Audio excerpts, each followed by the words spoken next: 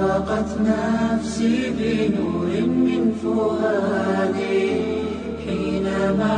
محترم حاضرینو، د رمضان المبارک میاشت راغلی ده. دا د الله تعالی د رحمت میاشت ده. د دې میاشت کې الله تعالی انسانانو ته ډېر عظیم رحمتونه رااستی او دا د الله تعالی د مغفرت میاشت ده. د دې میاشت کې الله تعالی د انسانانو لوی لوی ګناهونه معافی او دا د الله تعالی د آزادۍ میاشت ده. دې میاشت کې الله تعالی مجرمان انسانان د جهنم څخه آزادوي. دې میاشت ته الله تعالی پر نور میاشتو باندې ډېر زیات فضیلت ورکړی دی چې ډېر ځله د انسان عقل، د انسان فکر، د انسان دل او دماغ د هغې فضیلت و ادراک و معلوموالي ته عاجزه پاته سي. حضرت موسی علیه السلام په باره کې راځي. حضرت موسی علیه السلام کویتور ته رالی. پر کویتور باندې د الله تعالی سره کلام او خبره کوي. د حضرت موسی علیه السلام په آسماني کتاب تورات کې د دې روژې مبارکې ذکر راغلی او د دې میاشتې فضیلت راغلی و. نو حضرت موسی علیه السلام د الله تعالی په حضور کې خواست کوي، یا الله د دې میاشتې فضیلت به پر نورو میاشتو باندې څومره وي چې کومه میاشت ته آخرني امت ته ورکوې او کومه میاشت ته امت محمدیه ته ورنصیب کوې. د هغې میاشتې فضیلت به پر نورو میاشتو باندې په کومه درجه باندې. نو الله تعالی حضرت موسی علیه السلام ته جواب ورکوي، ورته د دې میاشتې فضیلت پر نورو میاشتو باندې داسې دی که فضلی علی ادناکم، لکه زما فضیلت چې پر یو ادنا مخلوق باندې څومره دی. یو طرف ته الله تعالی دی، بل طرف ته مخلوق دی. په مخلوقاتو کې قسمه قسم انسانان دي، لیکن په مخلوقاتو کې چې کوم د ادنا او د کښتې درجې مخلوق دی، الله تعالی وایي زما فضیلت چې پر هغې مخلوق باندې څومره دی چې دې امت باندې ما دا کومه میاشت راوستله، د دې میاشتې فضیلت پر نورو میاشتو باندې په دې شان دی. نو ځکه ما درته وویل چې دې میاشت ته الله تعالی په ټولو میاشتو کې ډېر لوی فضیلت ورنصیب کړی دی. په آسماني کتابو کې هم د دې میاشتې ذکر راغلی و او نور آسماني کتابو کې چې د دې میاشتې کم نمونه ذکر شوي وو، د هغې نمو څخه د دې میاشتې مقصد انسان ته ښکاره کېدی چې دا میاشت الله تعالی د کم مقصد دپاره راوستلی ده. حضرت عمر رضی الله عنه د پیغمبر علیه السلام څخه پوښتنه کوي، ورته یې د الله رسوله نورو آسماني کتابو کې د دې میاشتې نوم څه و؟ زموږ په آسماني میاشت کتاب کې د دې میاشتې نوم رمضان دی، شهر رمضان.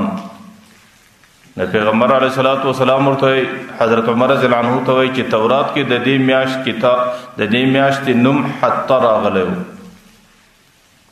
او حته په دې وجه ورته ویل کېږي چې حته په عربي کې د صفایي ته ویل کېږي.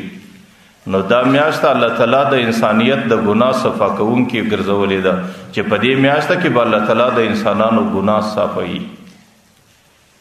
ورته تورات کې انجیل کې د دې میاشتې نوم چې و توبه راغلی و.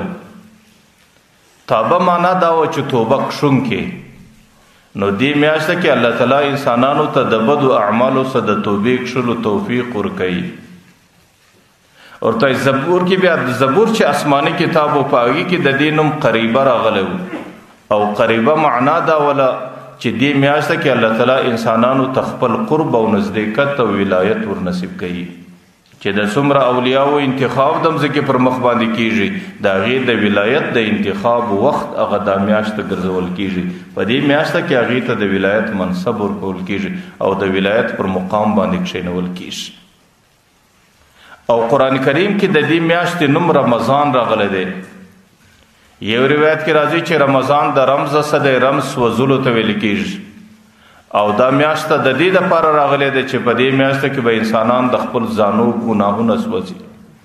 چې 11 میاشت کې زما څخه کم غلطي سوې ده، په 11 میاشت کې زما څخه کمه نافرماني سوې ده او په 11 میاشت کې زما څخه کومه ګناه سوې ده، د هغې ګناه مغفرت، د هغې ګناه سوځل، د هغې ګناه صفایي دا به د یو بنده په دې میاشت کې په نصیب کېږي.